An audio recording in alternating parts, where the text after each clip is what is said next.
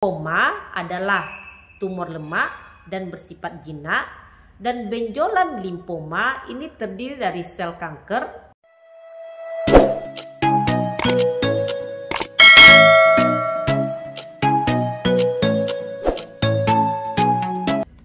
Assalamualaikum warahmatullahi wabarakatuh.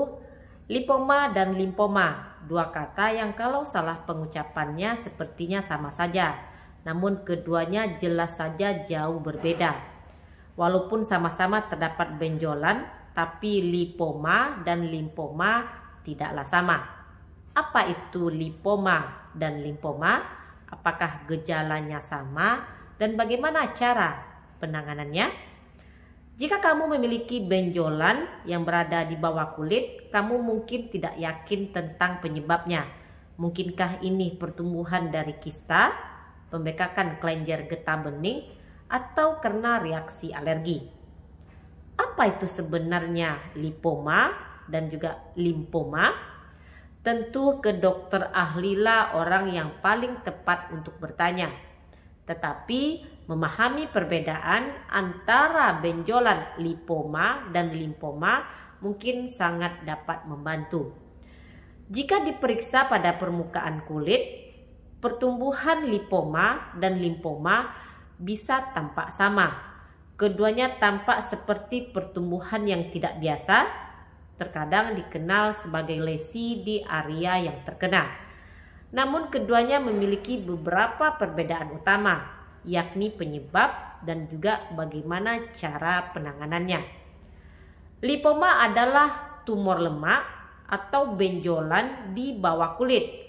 Pertumbuhannya ini sebagian besar terdiri dari jaringan adiposa atau sel lemak dan dapat muncul di hampir seluruh bagian tubuh, terutama yang ada lemaknya.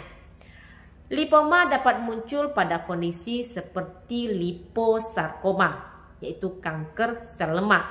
Namun, memiliki lipoma tidak selalu berarti kamu menderita kanker. Faktanya lipoma umumnya dianggap jinak, bukan kanker.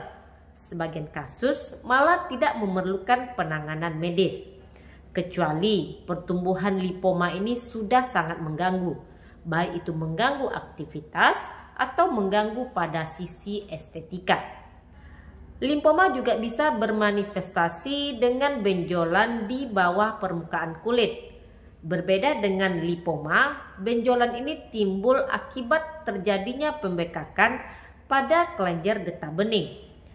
Kelenjar getah bening adalah kelenjar yang termasuk dalam sistem limpatik.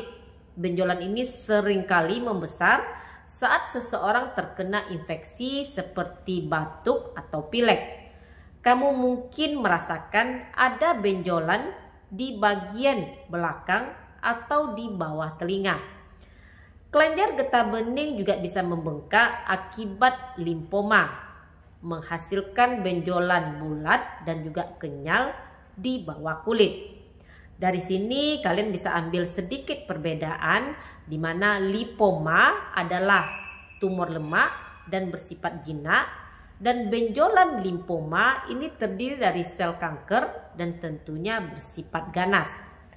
Pada lipoma, kamu akan melihat massa lembut di area yang terkena tepat di bawah permukaan kulit. Massa ini biasanya kecil, diameternya kurang lebih sekitar 2 cm dan teksturnya mungkin terasa seperti adonan, lunak dan juga kenyal. Karena letaknya dekat dengan permukaan kulit, massa dari lipoma dapat digerakkan secara bebas. Kebanyakan lipoma juga tidak menimbulkan rasa sakit saat disentuh atau saat digerakkan. Meskipun lipoma dapat muncul di bagian tubuh manapun, lipoma biasanya berkembang di area lengan, bahu, punggung, leher, batang tubuh, dan juga pada area paha. Sedangkan pada penderita limfoma mungkin mengalami pembekakan kelenjar getah bening pada area leher, ketiak, ataupun pada area selangkangan. Pembekakan biasanya tidak menimbulkan rasa sakit. Seseorang dengan limfoma mungkin mengalami pembekakan kelenjar getah bening hanya di satu area atau mungkin pada beberapa area yang disebut dengan limfadenopati. Beberapa area dengan pembekakan kelenjar getah bening lebih sering terjadi pada penderita limfoma non-Hodgkin dibandingkan dengan penderita limfoma Hodgkin. Selain adanya massa, umumnya tidak ada gejala lain yang muncul pada limfoma selain pembekakan dan juga rasa tidak nyaman. Limfoma ini bisa terasa nyeri jika menekan saraf dan berkembang di area persendian. Sedangkan pada limfoma muncul dengan berbagai gejala. Pembekakan kelenjar getah bening adalah gejala yang paling umum.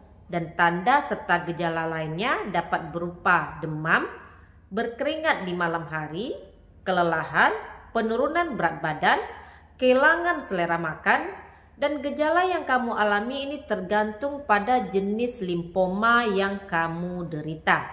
Sebenarnya apa penyebab limfoma dan limfoma? Baik limfoma maupun limfoma belum diketahui penyebabnya.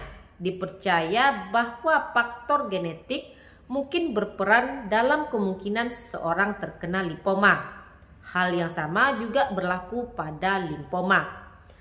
Limfoma dimulai di kelenjar getah bening dan pembuluh darah sistem limfatik. Seperti jenis kanker lainnya, limfoma disebabkan oleh mutasi genetik yang memungkinkan sel membelah dan tumbuh secara tidak teratur. Pada penderita limfoma, sel darah putih yang disebut dengan limfosit ini mengalami mutasi genetik yang memungkinkan tumbuh lebih cepat dan hidup lebih lama dibandingkan dengan sel yang sehat. Mutasi yang didapat ini disebabkan oleh penuaan normal dan juga paparan karsinogen seperti radiasi, bahan kimia tertentu, merokok, dan juga beberapa jenis virus.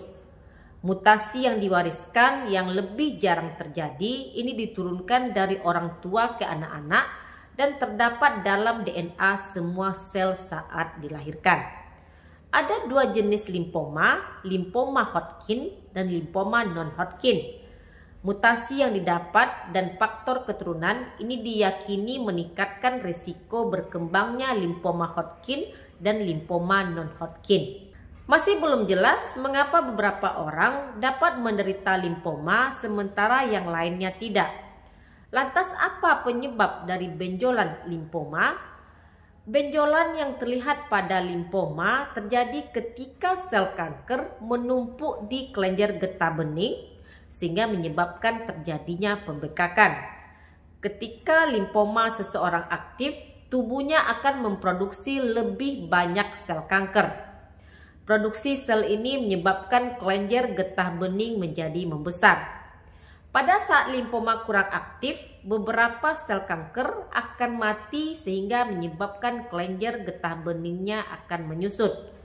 Namun tidak semua kasus pembekakan kelenjar getah bening berarti seseorang menderita limfoma. Faktanya, pembesaran kelenjar getah bening lebih sering disebabkan oleh infeksi. Pembesaran kelenjar getah bening adalah gejala limfoma yang paling umum.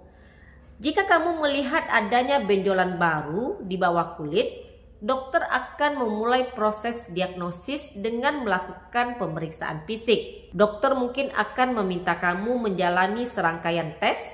Mereka kemungkinan besar akan merekomendasikan untuk melakukan tindakan biopsi atau pengangkatan sebagian kecil dari benjolan ini untuk dilakukan pengujian ke bagian laboratorium. Ini untuk memastikan diagnosisnya.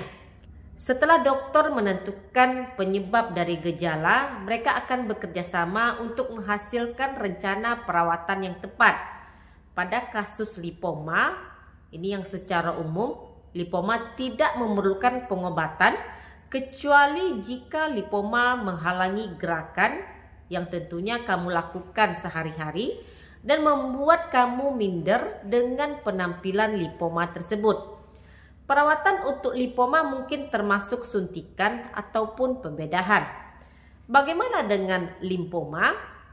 Kebanyakan limfoma ini memerlukan pengobatan segera jika kamu mulai merasakan gejalanya. Pertumbuhan benjolan limfoma umumnya tidak dapat diprediksi. Agar aman, dokter biasanya memperlakukan limfoma sebagai kondisi yang berkembang dengan cepat, terutama jika sudah menunjukkan banyak gejala dari penyakit tersebut.